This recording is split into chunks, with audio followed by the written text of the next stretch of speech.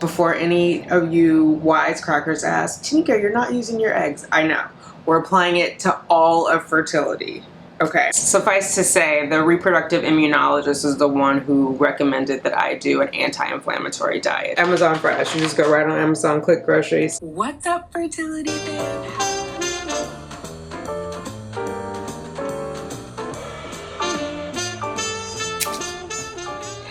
Let's get these babies, ladies. It's arrived! It starts with the Egg Cookbook.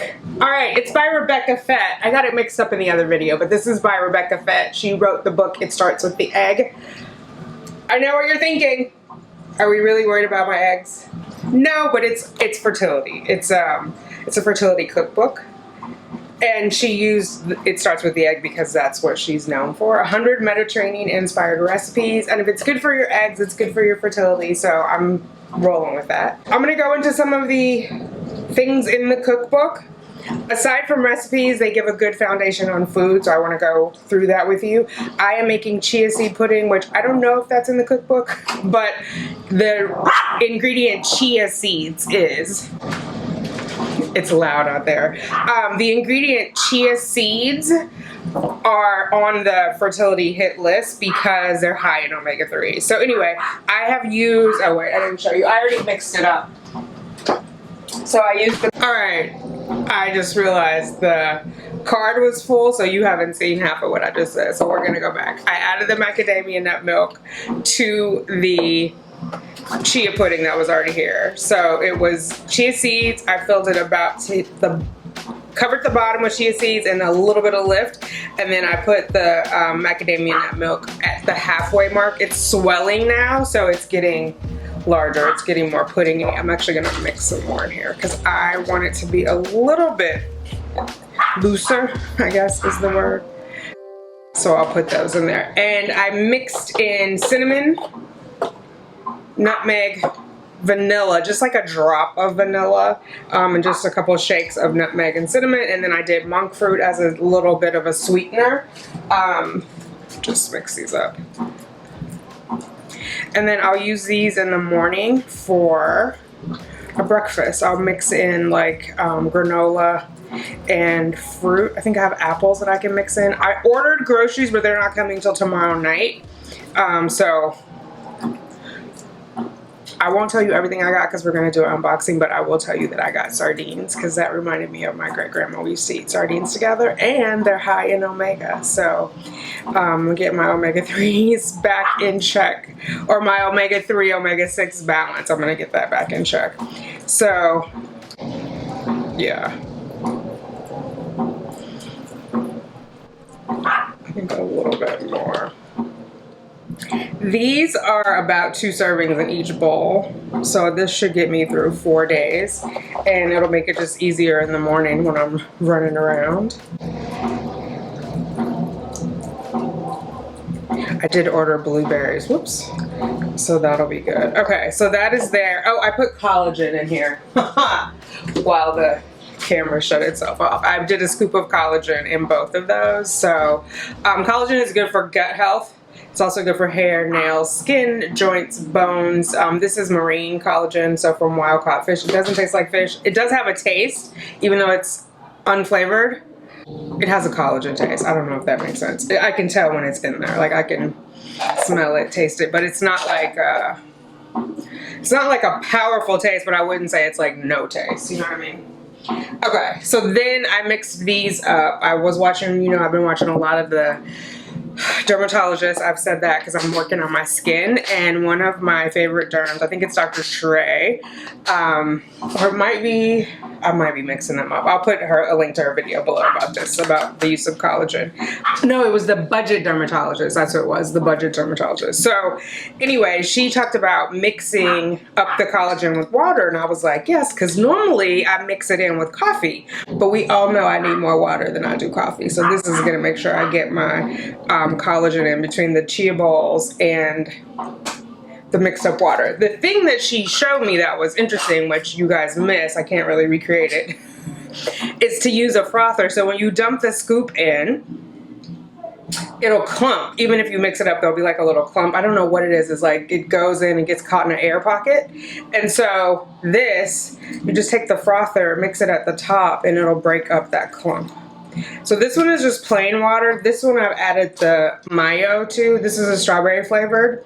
They also have a tea. I ran out of the tea and I was like, I'm trying to save money, so let me use all this up before I buy another one. But the tea is good because you get like a little iced tea during the daytime. So yeah, I'm gonna mix these up. I have more of these glass bottles, but I don't want to take up a bunch of room in my fridge, and this is like for a grab and go in the morning when I'm on my way. I got an extra one on my way out of the door. So this is getting us off to a good start as far as eating fertility friendly food. Let's sit down and go through some of the things. I won't go through the recipes just yet. I'm going to go through the foods because I think it's important, and we all were kind of talking about foods and supplements on the live last Friday. We want to try to eat as much of our nutrients and minerals as possible, right? So the more nutrient dense our food is, the better. And I feel like this is highlighting nutrient dense food. Let me put all this away and then we'll sit down and chat about this book. I almost forgot. I opened up the new 6-cup version of my Roberta filter, and the goal is to drink one of these a day, 6 cups a day. So goals. What's up again, fertility fam? It's the next day. Don't judge me. First, I want to introduce you to Simply. Look at this.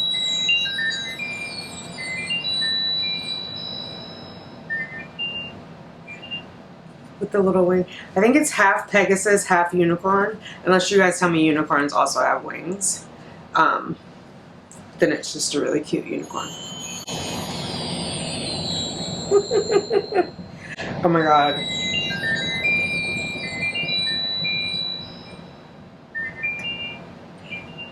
Makes me smile.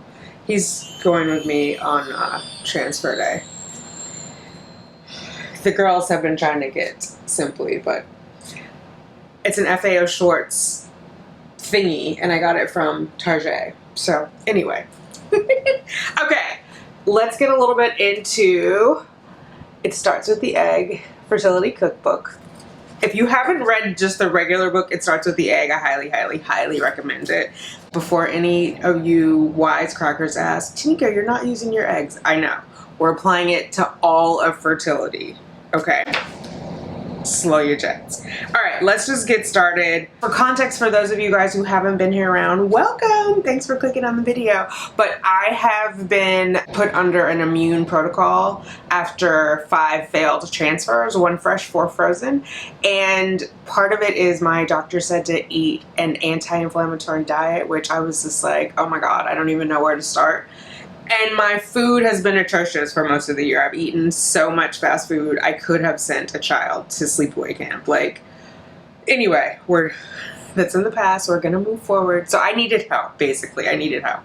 So let's just get into this. I've marked a few things. I'm not gonna go through the whole book. I'm going to go through the food today, even though it's a cookbook. I'm gonna go through the grouping of the food and like what they recommend, what's good and what's not, and then we're gonna just unbag the groceries that I had, which are sitting over here on the floor. So we're gonna go quick so I can get these unbagged and put away.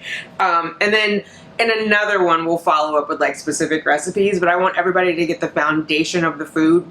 We've talked a lot on this channel about supplements, but the best way to get your nutrients, vitamins, minerals is to eat the food as fresh as possible, and like what food should you eat and how much is kind of confusing, right? So let's just go through what Miss Rebecca FET has to say about it. So diet can have a profound effect on fertility, impacting both the time it takes to conceive naturally and the odds of success in IVF. This is in part due to the important role of nutrients such as folate that are needed for proper egg and embryo development. But choosing the right foods can also help balance hormones, reduce inflammation, which is what we're going for, and support cellular energy production. Those good old mitochondria. Okay, that sounds like a lot to ask from diet alone, but there is clear scientific evidence showing that diet truly is one of the most powerful tools we have when it comes to improving fertility. I have been closely following the scientific studies in this area for many years now after delving into the research in order to address my own fertility diagnosis. So she's one of us. She's in the fam. she knows, you know, what it's like. So even though diet is only one part of the infertility picture, it is uniquely important because it is something we have the power to change. Girl, and you know, with my anxiety, I like things that I have the power to change. Although the underlying causes of infertility and recurrent miscarriage are typically beyond our control, the simple everyday decision about the foods we eat can have a surprisingly large impact on how long it takes to conceive. So I also have recurrent miscarriage. I've had 3 since 2017.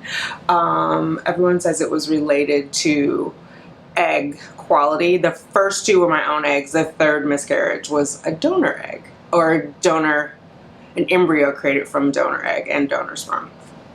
So anyway, a wealth of scientific research shows that making a few key changes to your diet can help rebalance hormones, reduce inflammation, and improve egg quality. In short, the right foods can maximize your chance of success regardless of the specific fertility challenge you face.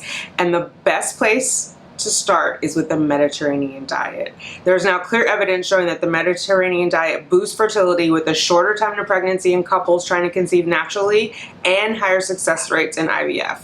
In the IVF context, the more closely couples follow this way of eating, the more likely they are to produce good quality embryos, and the higher the odds of each embryo transfer leading to a successful pregnancy. So we're just on the successful pregnancy from the transfer point, right? So the difference in IVF success rates between women who have adopted a Mediterranean diet compared to those who have not is quite dramatic, especially for women under 35.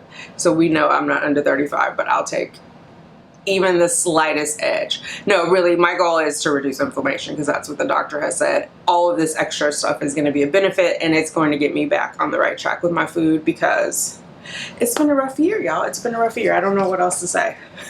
But we're going to fix it. We're going to turn it around. Okay. Let's see. In the context of medical research, the Mediterranean diet is not what many people expect. Although it has its roots in Italy, France, Spain, and Greece, it is quite different to the modern-day cuisines in this region, which are often known for red wine, bread, cheese, and pasta. In the research context, the Mediterranean diet refers to the traditional cuisines of communities bordering the Mediterranean Sea, such as the Greek island of Ikara, sorry if I pronounce that wrong and you happen to be Greek, and Sardinia in Italy, as it existed 50 to 100 years ago. So anyway, there are 2 main reasons why the Mediterranean diet has such profound health benefits. It reduces inflammation. It helps control blood sugar levels. These are the exact same objectives we have in making dietary changes to boost fertility. So it's not surprising that the Mediterranean diet is also incredibly helpful for couples trying to conceive. So what does the diet actually entail? The most important components of a Mediterranean diet are these: vegetables, legumes, fish, olive oil, nuts. And Liberty is going nuts.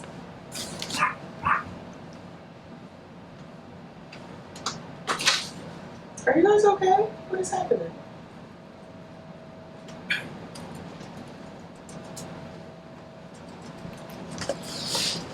Okay. I'm back. The girls wanted out of the room. Okay, so beyond these core components, traditional Mediterranean diet differs in how much they emphasize other foods such as fruit, eggs, dairy, poultry, and other meats. Each of these elements will be discussed in detail in the chapters that follow. So I've marked those off. We're obviously not going to read this whole book together, but rather than providing bright line rules, the overall goal is to emphasize nutrient dense, we always talk about that, whole foods such as vegetables, healthy fats, lean proteins, while minimizing sugar, saturated fat, and highly processed food. So all of that takeout that I was having had a lot of sugar, had a lot of saturated fat, and was all highly processed. Although red wine is typically considered part of the diet, it's not encouraged for those trying to conceive. Okay. So it goes into the connection between blood sugar and fertility. Obviously, you know, women who have PCS have higher endocrine disruption, high insulin levels, etc. So it goes into that. I don't have PCOS, so I'm not going to go into it. But if you have PCOS, they definitely have you covered in this book. Okay, so one way to do, wait, let's see. And I like that there's not like hard and fast rules too, because I think sometimes I sabotage myself when there's like too many rules, then I want to break one, then I break another one. So I like that there's like guardrails, but there's not like a hard and fast rule. That is just mentally freeing for me. Okay. So, high blood sugar itself can also directly compromise egg quality. This is because it can damage mitochondria. The tiny inner, we know what mitochondria is. But addressing this problem does not necessarily require drastically cutting carbohydrates. I guess I shouldn't say that. Hey, stop. I shouldn't say we all know what the, let me just explain it in case you're new and you and I have not talked about mitochondria together. So they're the tiny energy producing factories inside every cell that are vital to proper egg development. If you've seen any of my supplement videos, you know I go hard on ubiquinol, which helps provide energy to your mitochondria. So the entire cell, but it gives like the mitochondria extra little boost. And eggs are the biggest cell in the body, even though we're not using my eggs. I have benefited greatly from ubiquinol, I swear by it. Okay. General goal while trying to conceive is to obtain 40% of calories from carbohydrates, at least 30% from protein, and that leaves about 30% of calories from fat. One way to do so, one way to achieve this is by using a balanced plate as a guide. So you don't have to like walk around remembering the carbohydrates or measuring, or just like, remember when I talked about the plate and half the plate with veggies? So they're saying half plate of non-starchy vegetables, quarter plate of protein, so about 25 to 30 grams a meal, a quarter plate of nutrient-dense fruit, legumes, starchy vegetables, or whole grains. A quarter plate of that, right? So you have a quarter plate of protein, a quarter plate of the nutrient-dense fruit, and then half of your plate is non-starchy vegetables. And then 1 to 2 servings of healthy fat, such as olive oil or avocado. So at breakfast, a balanced plate might be simpler with like half protein and half grains or fruit. Examples include Greek yogurt with granola or eggs with fruit. In general, creating balanced meals that emphasize vegetables, proteins, healthy fats, and the right types of carbohydrates will not only help you achieve steady blood sugar levels, but will also make sure you are getting enough of the nutrients necessary to optimal fertility. So it has some examples that we'll get into, but by emphasizing the nutrient-dense whole foods that make up the core components of the Mediterranean diet, you will ensure you are getting more of the vitamins, antioxidants, and anti-inflammatory fats that are so beneficial to egg and sperm quality. The following chapters will delve into each component of the balanced plate, answering the most common questions. I thought she was gonna jump up here. Are you coming up here? Okay. So the following chapters will delve into each component of the balanced plate, answering the most common questions and providing detailed guidance on exactly what to eat for the best results. So we're going to go through this. I'm not going to, like I said, I'm not going to read this whole book to y'all. We're going to go through this. We're going to look at the food. And then this is going to be an ongoing conversation as you and I learn together.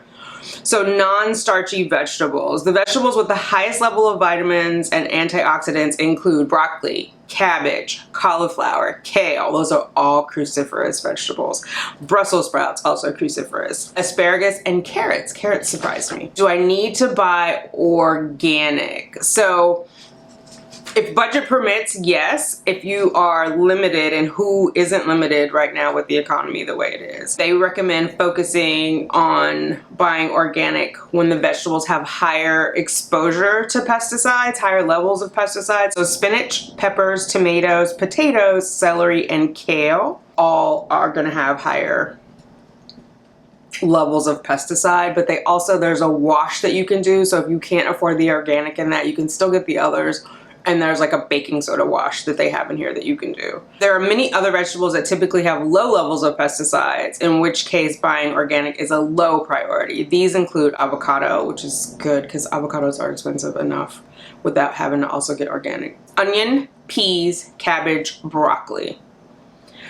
So in that scenario, I would get lots and lots of broccoli. And broccoli is very filling and it's good if you like broccoli. Kale and spinach. I feel like spinach is inexpensive enough. Sometimes kale gets a little pricey.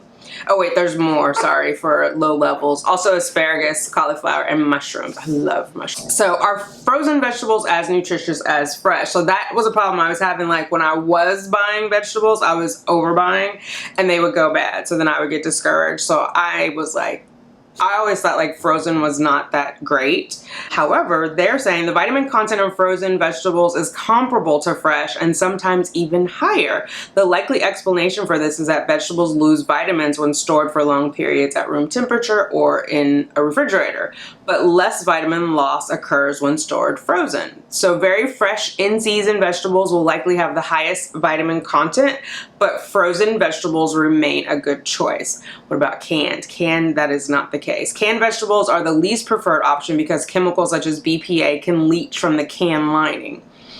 The heat involved in the canning process can also destroy many vitamins, so canned vegetables and fruits are not recommended. The answer is different for canned beans and lentils, and that's discussed later. And then there's this thing, have you guys heard of nightshades inflammatory? There's a widespread suspicion that vegetables in the nightshade family, which include tomatoes, potatoes, and peppers, can worsen inflammation. The autoimmune paleo diet therefore eliminates these vegetables along with nightshade-based spices such as cayenne and paprika, both of which I have in my cabinet. I have 2 different types of paprika. I have loads of cayenne. It is not yet clear whether doing so has any fertility benefits, but it may be worth at least reducing your intake of nightshades if you have an autoimmune or inflammatory condition such as endometriosis. So we know I have suspected, oh my God, adenomyosis. I'm gonna cut out those vegetables. So edible nightshades include tomatoes, potatoes, but not sweet potatoes or yams, bell peppers, capsicum, I'm saying that wrong, sweet peppers, chili peppers, and derivative spices such as cayenne, paprika, and chipotle. Oh my God, they are killing me. Eggplant, tomatillos, goji berries, and ashwagandha. And you guys know I was like a big ashwagandha nut last year, so we'll not be having any more ashwagandha. We're just gonna play it safe. After eliminating all foods from this plant family, Dr. Childers' joint pain radically improved. This is the guy who wrote a book about it and did research. If you're a vegetarian, it's gonna be hard to get rid of eggplant. I know people use like a lot of eggplant, but there's mushrooms and there's all kinds of mushrooms. And like I see a lot of mushrooms being used as like the protein. So there's options. Okay, carbohydrates. Fill 1/4 of your plate with fruit or high fiber starches. Research confirms it only takes a modest reduction in total carbohydrate intake to improve egg quality and fertility. As mentioned earlier, one small study reported higher IVF success rates when women reduced carbohydrate intake to 40% of total calories, which translates to approximately 180 to 200 grams of carbohydrates per day. If your eyes just rolled in your head about counting these damn grams, I'm right with you. But they give examples. What does that look like on a plate? So breakfast could be 1 cup of yogurt and 1/2 cup of granola. That'll get you your 40 carbs. Or omelet with 2 eggs, 1 cup mushrooms, plus 1 banana is 30 grams of carbohydrates. And that sounds super filling, and it's only 30 compared to like I usually have a cup of yogurt and some granola. I might have to switch up my breakfast game. Although I have been doing more eggs lately because eggs are the fertility fruit. So lunch, I'm hungry. I have chicken in there and I can smell it roasting out. So I'm getting distracted. Lunch, grilled chicken salad and a cup of lentils. That's 50 carbs. Snack, 1 apple, 4 ounces of cheese, that's 20 carbs, or a cup of strawberries, 1/2 cup of almonds, 26 carbohydrates. That sounds good and easy, like, right? Because I'm always trying to figure out what can I pack to take to work. Put some strawberries and like my little whatever stashers and put some almonds in there and keep it pushing. And then dinner, salmon, 1/2 cup of brown rice, 1 cup of broccoli, that's 55 carbs. And broccoli is filling, so that sounds like a great dinner, right? So that you could see that, like the salmon on 1/4 of the plate, 1/4 of the brown rice, and then a cup of broccoli is taking up half the plate. Dessert, 1 ounce of dark chocolate, 13 carbs. So that's a total of 178 carbs for the day. The carbohydrates at the core of the Mediterranean diet, whole grains, fruits, and legumes are good examples of the right type of carbs. So importantly, the ability of the Mediterranean diet to balance insulin levels appears to translate into improved fertility too. Women who rely on high fiber carbohydrates instead of refined carbohydrates and sugars are significantly more likely to become pregnant over a 12-month period. We have less than 30 days, but we're gonna make this work. Every day counts. High fiber foods typically have a lower glycemic index because fiber slows the release of glucose.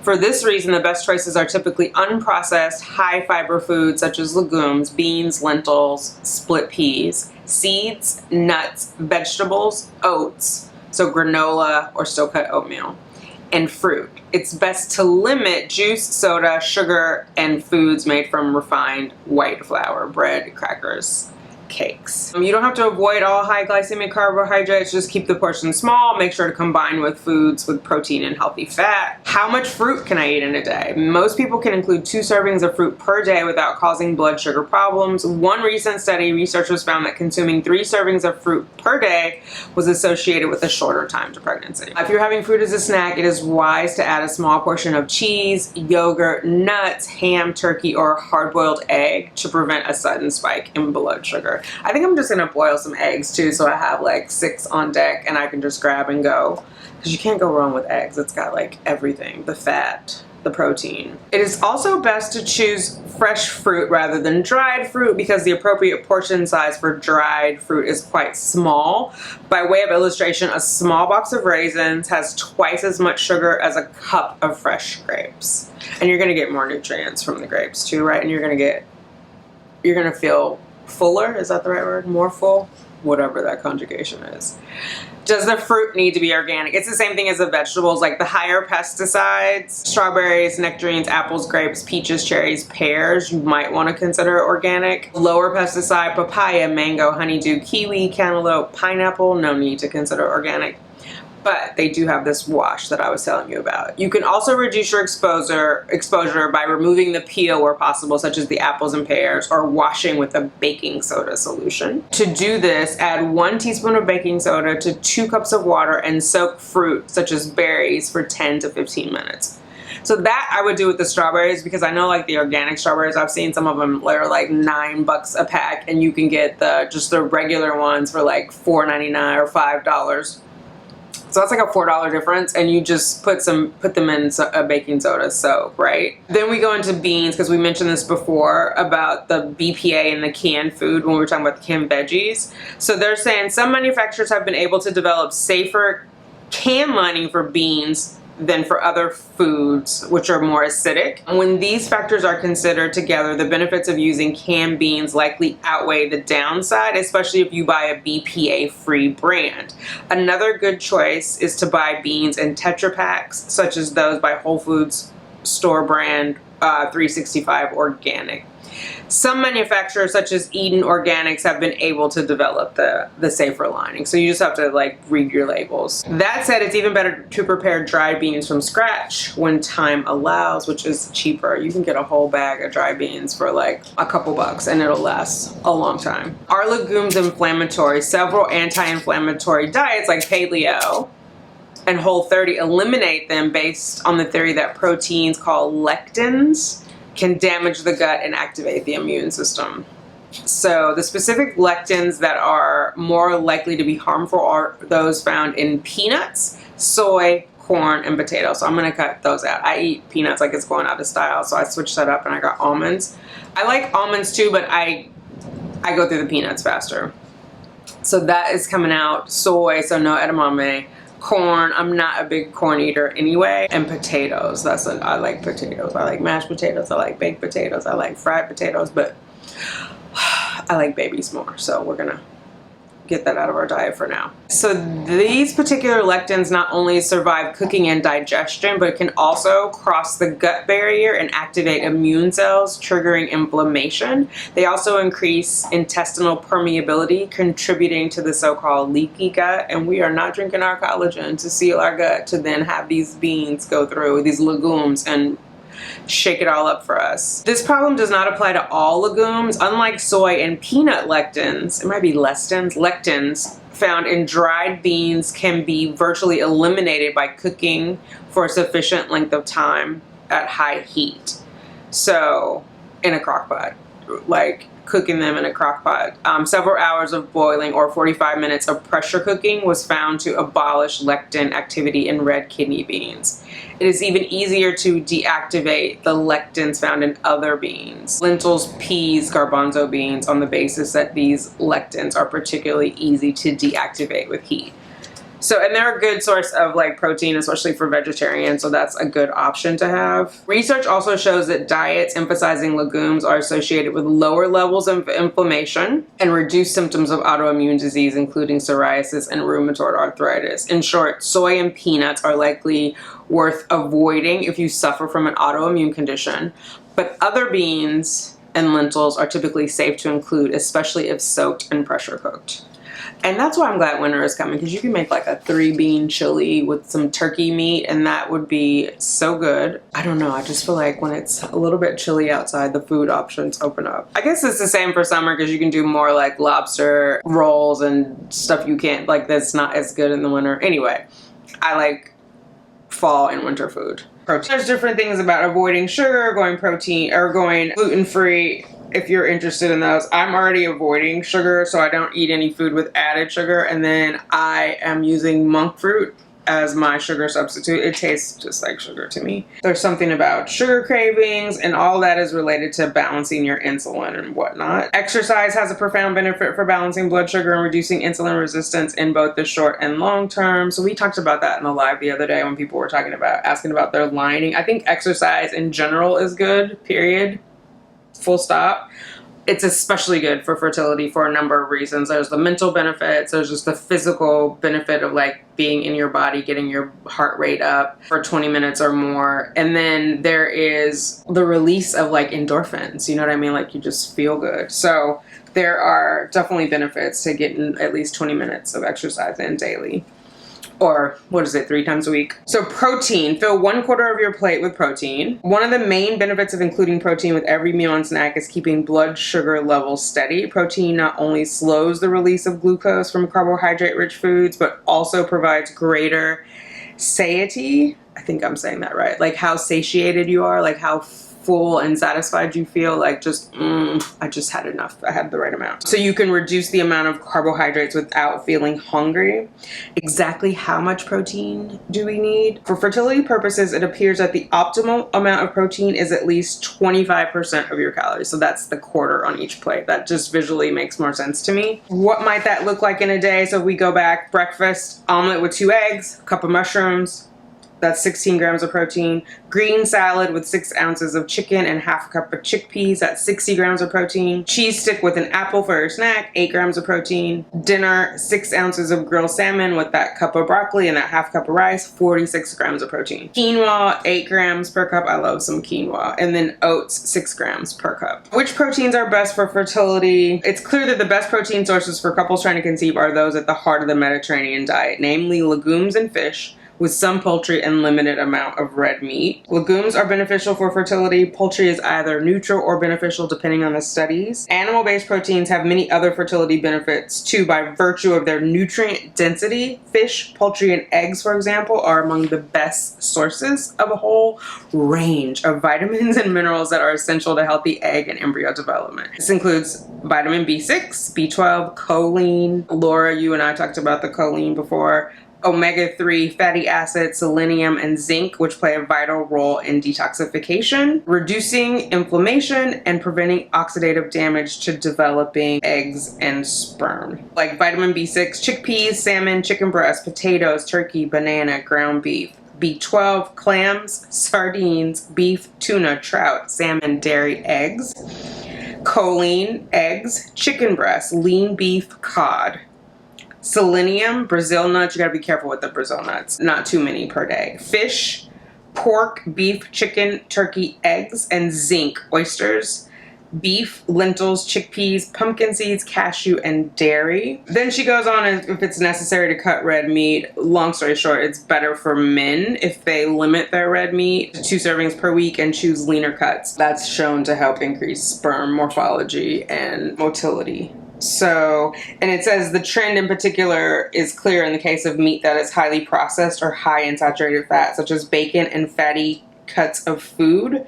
It will compromise fertility in that it results in lower sperm count, poor morphology, and motility scores in men who eat more red meat and fatty meat. So why is fish so beneficial? Can I just take an omega-3, which you guys know my doctor had me like on 6 pills of omega at the very beginning of this because my omega-3s were so out of whack. One of the likely reasons is that fish is high in vitamin B6, an important nutrient that works together with folate to lower the level of homocysteine. This in turn boosts fertility in a variety of ways, including by reducing inflammation, which is what I want, or what the doctor wants for me. Fish is also rich in omega-3 fatty acids, which play a key role in developing eggs and sperm. When researchers measure the level of omega-3 fatty acids found in the body, there's a clear relationship between higher levels and improved female fertility. In women undergoing fertility treatment at Massachusetts General Hospital, for example, the clinical pregnancy and live birth rate was 8% higher for every 1% increase in serum omega-3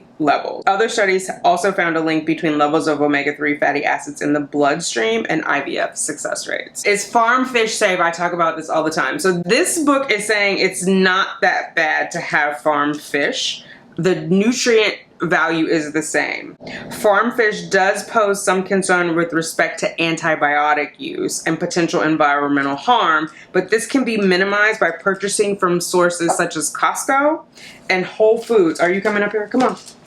And Whole Foods, which impose strict standards on suppliers, or buying fish produced in highly regulated countries such as Iceland and avoiding that produced in Asia.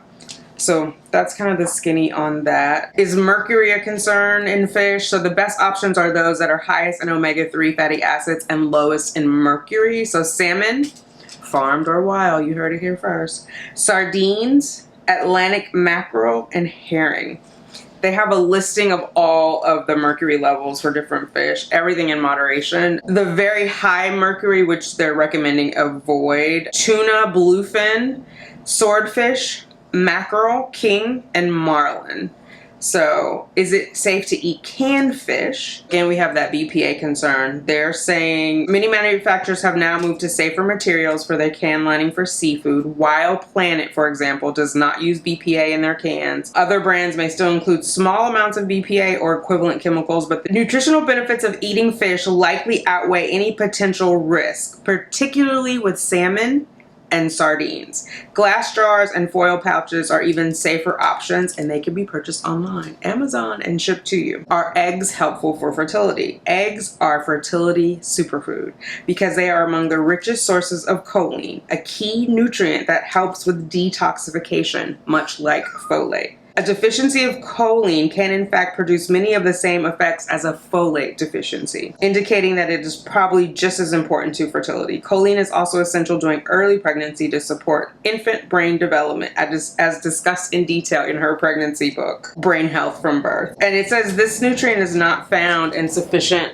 Oh my God, do you want to come up here? You can't sit on my lap though. My lap has a book in it. Oh, maybe not. Yeah, so this choline is not found in sufficient. Now Justice wants to also be in my lap. Come on, girls, the battery's gonna go dead. You guys are fooling around. Eggs are uniquely helpful in this context because each egg has 1/3 of the recommended daily intake of choline. So depending on your cholesterol, you could have 3 eggs a day. I don't recommend it because most of you guys are over 35. But if you're under 35 and you want to rock 3 eggs a day, that'll probably work for you. Specifically, the recommended daily intake is 450 milligrams per day. An egg has approximately 150 milligrams of choline. A 6-ounce serving of chicken breast, lean beef, or cod also has approximately 140 milligrams, allowing you to reach the daily goal of 450 with 2 eggs for breakfast and a serving of animal protein for lunch or dinner.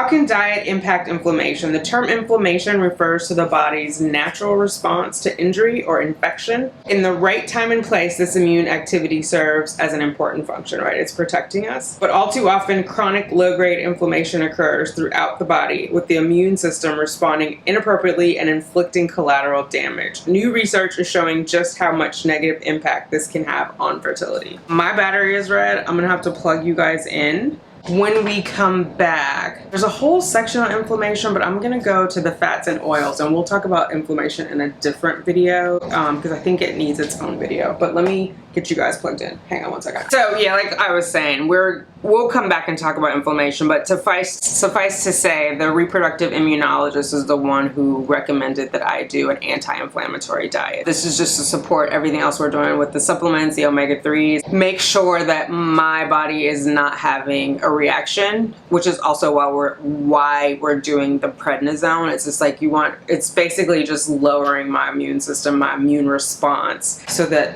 my womb accepts the baby. Fats and oils. Goal is to add 1 to 2 servings of healthy fat. The Mediterranean diet heavily emphasizes olive oil, nuts, and fish, all of which provide beneficial fatty acids. Olive oil in particular is likely a major reason why the Mediterranean diet is so helpful for fertility, because it is highly anti-inflammatory. After just a single meal, including extra virgin olive oil, a reduction in inflammatory markers and oxidative stress can be detected in the bloodstream.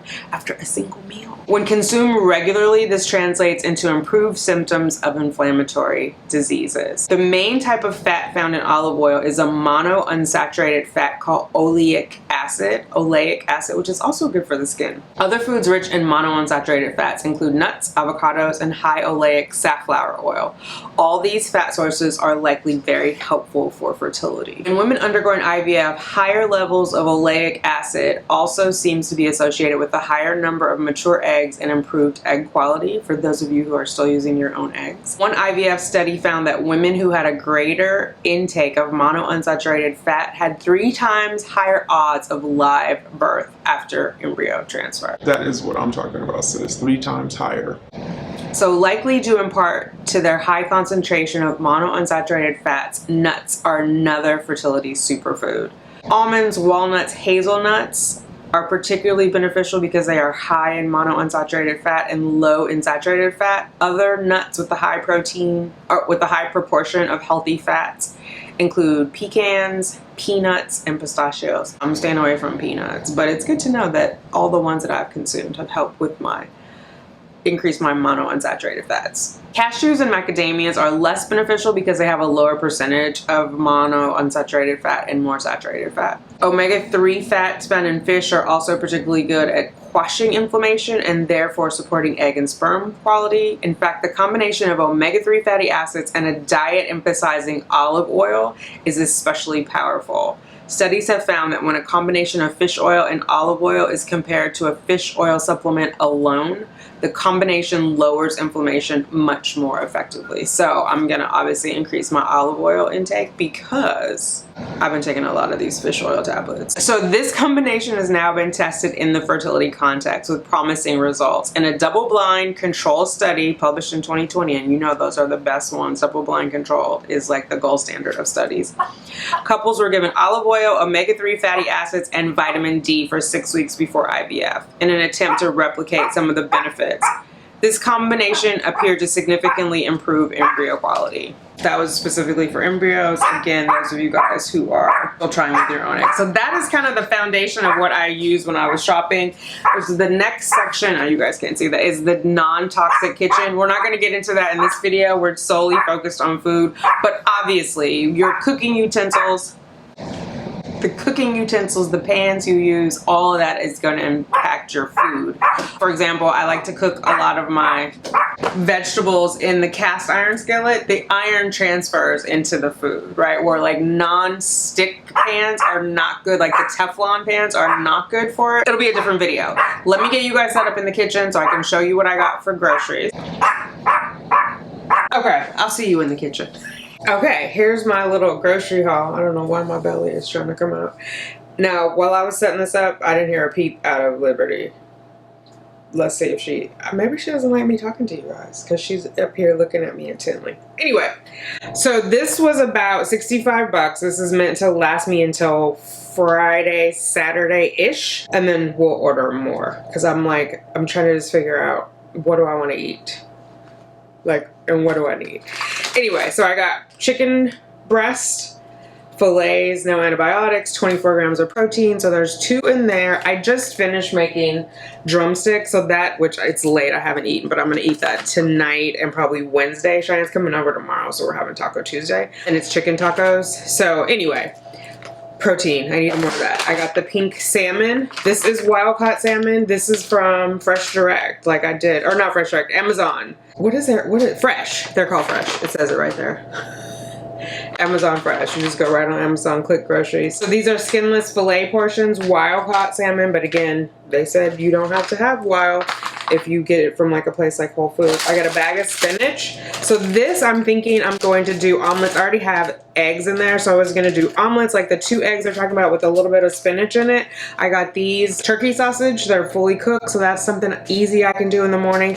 So I feel like if I start off in the morning with enough protein, that'll get me going for the day. At least I'll be on the good foot, There, I got mushrooms. I'm also gonna chop up mushrooms and put them in my omelet. I love spinach and spinach and mushroom omelet. I'm gonna try to reduce my cheese, even though they recommend dairy on there. I know I have a lactose intolerance, so I'm not gonna say cut it all out because we know how I am with those kind of rules. I'm gonna reduce though. So I'm thinking maybe next week I'll do some cheese sticks or something else. I haven't quite figured that out. Of course, I'm gonna do Parmesan cheese because your girl loves a Caesar salad. Got blueberries. I did not get organic. I'm gonna try that baking soda soak on those, and we'll see how that goes and how that tastes. It's 1 dry pint, and these are from Canada, so I'm feeling like they probably don't. I'm gonna look it up. Non-GMO project. These probably are low pesticide. I'm gonna look it up though because they have their website on here. I got the almonds. I got whole natural. I didn't get them salted. I didn't get them roasted. Just good old almonds. I was putting this away really fast. I also got walnuts, which was on our list of nuts. And this is 4 grams of protein, 2.5 of monounsaturated fat. These are the 2 nuts I got. Back to the programming. I got some yogurt. Again, it's non-dairy, so it's the cashew milk yogurt. It's organic, it's probiotic, so it's good for that gut health that we're trying to put in. And I believe there is sugar added to this. I'm not surprised though. I'm not surprised. Organic, and then I got blueberry. I thought I got 1 more blueberry, but this I can mix. I can mix in the real blueberries. I can mix in the real blueberries even in the strawberry one, and I'll add the hulled hemp seeds. Hulled, H-U-L-L-E-D, hemp seeds, so that I also boost up my omega. I got a can of beans. I got the black eyed peas, bushes. We're gonna do that this week with some chicken. I got some broccoli heads there, some nice cruciferous, and this is low on the pesticide list. And then I got a can of sardines. I told you guys about this. The Wild Planet, that's the brand they said that has no BPA in their product, in their can. This reminds me of my grandma, and I got crackers to go with it. I know they said low on the breads, but again, we're gonna do everything in moderation. So these are pita crackers. They have 4 grams of protein and they have no sugar or less than 1 gram of sugar. Where the total carbs are 20 minus, it's only 1 gram of fat.